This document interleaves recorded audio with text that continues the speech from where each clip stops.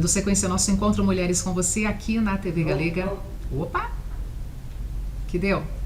Apagou ali em cima. Então tá.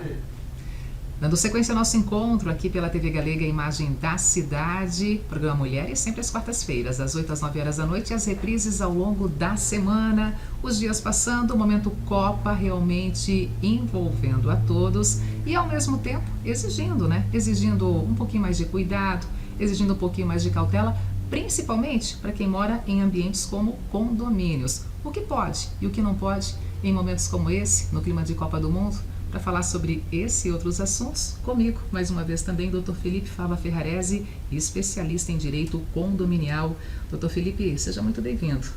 Obrigado pelo convite e falar desse tema que as pessoas precisam compreender que não é por conta da festividade da época de Copa do Mundo que as regras condominiais estão suspensas, Muito pelo contrário, aí a gente tem que observar algumas situações, sempre privilegiando os S's, que a gente diz, a segurança, a saúde, as questões de salubridade, para que todo mundo possa, ao mesmo tempo, usufruir desse momento, mas com bom senso e com moderação. Pois é, independente do Brasil avançar ou não, doutor, a gente vai ter Copa até o mês de julho e também até lá, com certeza, muitos encontros, muitos momentos de poder torcer e, ao mesmo tempo, ter cuidados. Que tipo de cuidados quando a gente fala nesse espaço envolvendo os condomínios? Exato.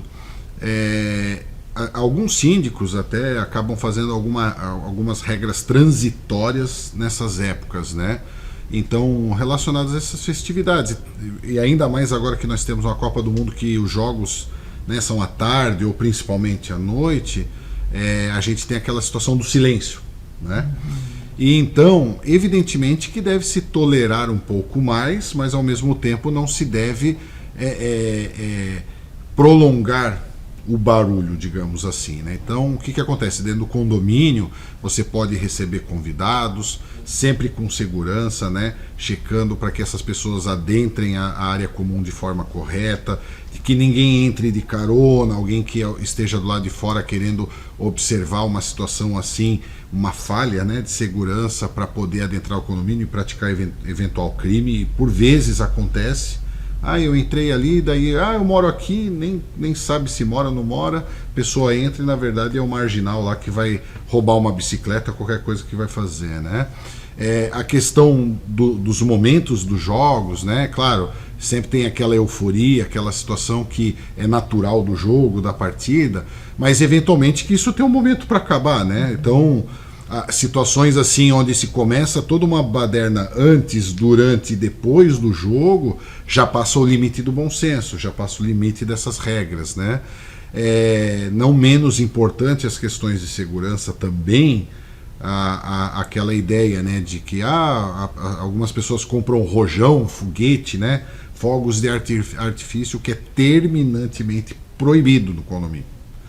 Acontecem acidentes por conta de situações como essa, onde há uma falha e você acaba se lesionando, Você acaba até mesmo atingindo um outro apartamento, um outro bloco. Então, quando se fala desse tipo, de rojão, essas coisas, é totalmente proibido, é uma situação inaceitável dentro do condomínio. Doutor Felipe, a questão de bandeiras e outros tipos também de decorações sendo utilizados também tem que seguir regras quando se está ali nesse ambiente morando em condomínios? Exato. Juridicamente, a questão desses adereços, desses enfeites, digamos assim, com a própria bandeira, ela constitui uma alteração de fachada, mas nesse período, há uma tolerância, uma excepcionalidade dessa conceituação, desse contexto, tal qual como na época de Natal, que se coloca as luzinhas, os pisca-pisca. Então, é aceitável, embora tenha uma conceituação jurídica nesse sentido, é certo de que deve se permitir, mas com algumas observações. Então, quando se fala dentro de um condomínio, a bandeira, ou seja, você colar ou pendurá-la, tem que ser da janela para dentro, não da janela para fora. Então, por exemplo, se tem aquelas bandeiras de plástico, você acaba colando com fita adesiva, ou se for de pano, você tem que prender do lado de dentro. de forma que a janela mostre a bandeira, né? Por quê? Porque por vezes a gente pega aquelas situações onde no parapeito da sacada se coloca a bandeira. Uma situação que eu já vi aqui em Blumenau, extremamente arriscada, é um cidadão que pegou lá um pau de vassoura, um rodo, botou a bandeira, né? E hasteou do lado de fora de um condomínio, acho que estava lá pelo 15º andar. Olha o risco que estava proporcionando para aquele ambiente. E estava suspenso por um cano, assim, né? Tava suspenso por um cano. Então, essas situações não permitem hipótese. Mas a chance de cair, não existe chance. Se cair, vai causar dano, né? Então, mas é de pano, se o vento levar, como já aconteceu uma vez, e pode acontecer outras vezes, essa bandeira ela vai até a linha de transmissão de energia, e aí pode causar até uma falta de energia que te impede de assistir o jogo, vamos supor, né? Mas pode causar danos à fiação elétrica ali, né? Da rede pública. Então é sempre da sacada, né? Para dentro, de modo que você não permita que algum objeto desses possa sair ali, voar ou cair lá para a parte de baixo. Diante de excessos, em momentos como esse, a pessoa vai ali, ela de repente conversa com seu vizinho, pede para ele para de repente não cometer ou não agir daquela forma, ou leva isso para o síndico, leva isso para quem exatamente, doutor? Então, essas situações que em algum momento afetariam ou possam vir a afetar a coletividade, como a questão eventualmente em razão de uma decoração que foi posta, ou que viu o cidadão lá, ele comprou o rojão, situações que possam interferir na coletividade, evidentemente que chama-se o síndico e fala para ele que daí ele deve tomar as medidas ali, conversando com esse condômino. Quando se trata, digamos, de uma situação de incômodo, geralmente por conta do barulho, é o que nós temos dentro da legislação, o direito de vizinhança e o direito condominial. Ou seja, quando você tem uma interferência que prejudica um único condômino, geralmente, né, o de cima está incomodando o de baixo. E isso é uma relação que surge aí as questões de direito de vizinhança, onde eles precisam se resolver. A partir do momento que aquela perturbação, né, passa a causar algum tipo de infração ou perturbar duas ou mais pessoas no condomínio, aí a gente trata como as questões relacionadas ao direito condominial, que tem as penalidades e sanções de acordo com o regimento interno. Queria aproveitar a tua presença conosco aqui para trazer outras questões envolvendo também esse universo dos condomínios. Por exemplo, a questão dos elevadores. E a gente tem presenciado muitos acidentes, muitas ocorrências envolvendo a questão de elevadores, de repente a má conservação, manutenção desses equipamentos, colocando em risco todos que estão ali utilizando o mesmo nos espaços dos condomínios. Por que está crescendo tanto esse número de ocorrências? Ao mesmo tempo, o que está faltando? Quem está falhando nesse tipo de assunto, doutor? Esse é um assunto extremamente importante.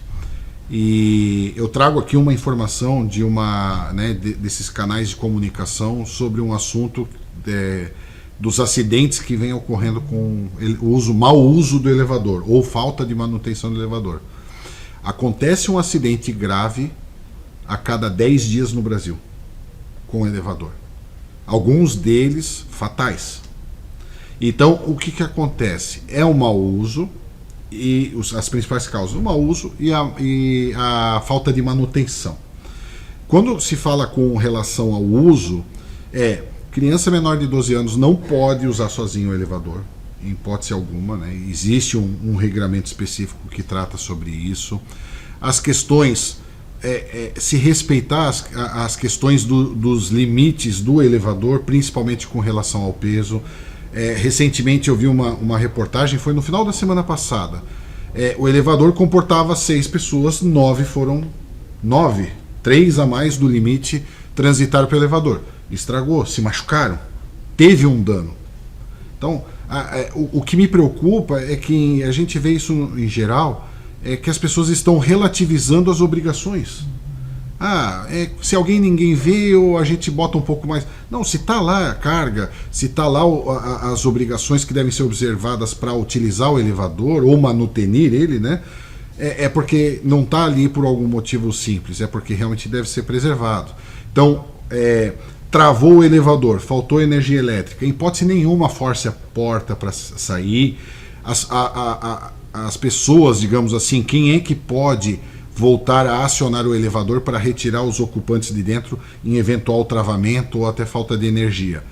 É somente a empresa prestadora do serviço de manutenção ou o corpo de bombeiros. Só. Ah, mas o síndico ele tem conhecimento. É aí que acontecem os grandes problemas, geralmente fatais. Quando você força alguma situação na máquina, que você não tem nem treinamento para isso, e aí acredita-se, né, ou são os achismos de que vai dar certo, e aí causa-se o acidente. E não menos importante a questão da manutenção.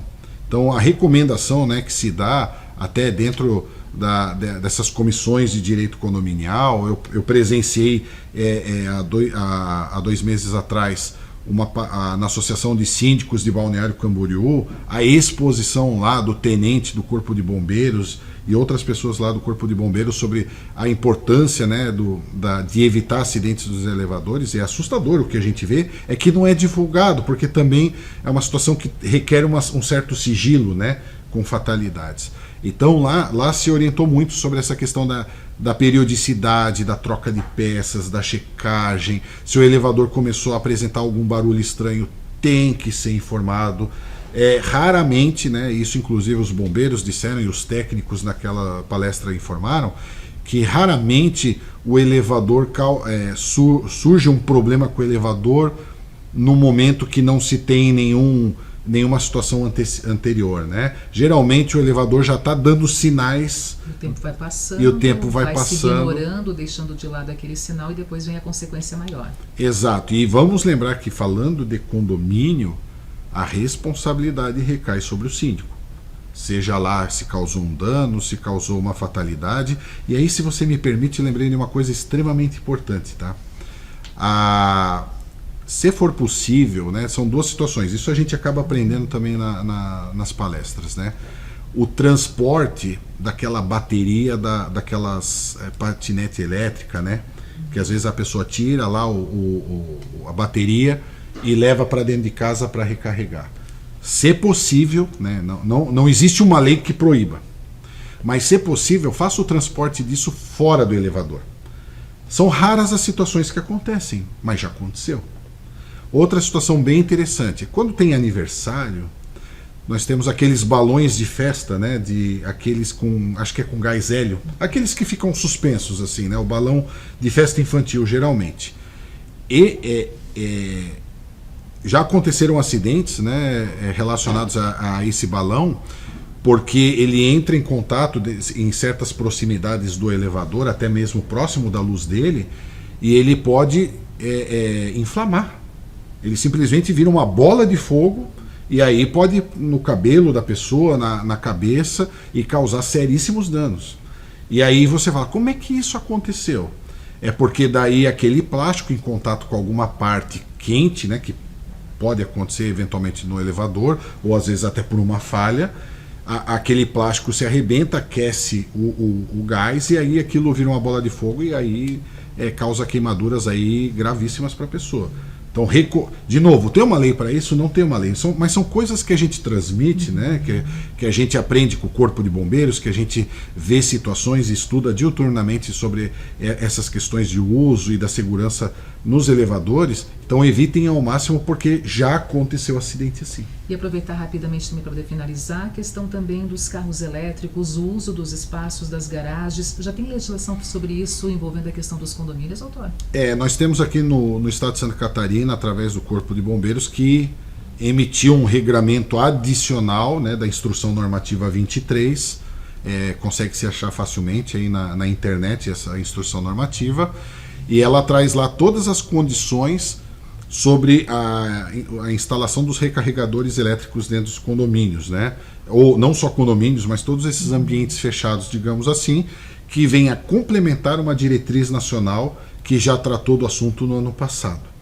Então, rapidamente, né, falando aqui, o que precisa ser observado para possibilitar a instalação disso no condomínio? Primeiramente, todo um trabalho prévio de análise técnica, né? Você contratar um profissional um engenheiro elétrico principalmente, ou empresas credenciadas que possam fazer essa mensuração das possibilidades de instalação, né, da disponibilização desse tipo de ponto para a instalação do recarregador elétrico em pelo menos uma vaga de cada morador. Qual é a necessidade, digamos, de infraestrutura que você precisa adicionar, e até mesmo se não precisa de algum suporte da Celesc com relação à complementação de energia, porque geralmente no verão o condomínio ele exige muito, né, do consumo elétrico com ar-condicionado, dependendo se não tem gás no condomínio, tem os chuveiros elétricos e por aí vai. Então tudo isso pode interferir nessa análise. Feito esse estudo, né, busca-se ali os orçamentos, leva-se para uma Assembleia Geral, e obrigatoriamente deve existir uma Assembleia Geral, pelo menos até então, essa é a orientação, e a Assembleia Geral vai votar sobre esses estudos, a instalação e a aprovação para que se tenha. Agora, o importante, um recado final, digamos, importante, é que a partir do momento que existe a possibilidade de você instalar isso no condomínio, esse direito ele deve se servir a todos. Não existe aquela situação, quem chegou primeiro instalou, e se não dá para instalar mais, os outros que chegaram tarde não adianta mais. Não existe. Uma coisa não sobrepõe a outra. São aquelas situações das raras onde ou o direito é possibilitado a todos ou a ninguém. Então, aquela ilusão de que, olha, aqui nosso condomínio só comporta 4 recarregadores e já tem 4 pessoas que antes da Assembleia, sem autorização nenhuma, foram lá e instalaram. Primeiro que o síndico poderia, pelo livre exercício dele, desinstalar imediatamente e mandar a conta para o condomínio que fez isso. Agora, se não comportar mais elementos, ou você amplia com investimentos e aprovação em Assembleia Geral, ou então ninguém tem esse direito. São novos tempos e a preocupação só aumenta com isso, com certeza. Exatamente. Doutor Felipe, muito obrigada por estar conosco. São muitos assuntos colocados em evidência. Já fica aqui o convite para uma nova oportunidade, a gente continuar pautando esse olhar, esse viver em condomínios e, claro, as regras colocadas em evidência. Obrigada, tá? Tá certo, obrigado. Intervalo, e na sequência vamos colocar em pauta aqui também, momento, o espaço em defesa do consumidor, e avaliar um pouquinho desses 5 primeiros meses desse 2026 para o PROCON aqui na nossa cidade. Eu volto já.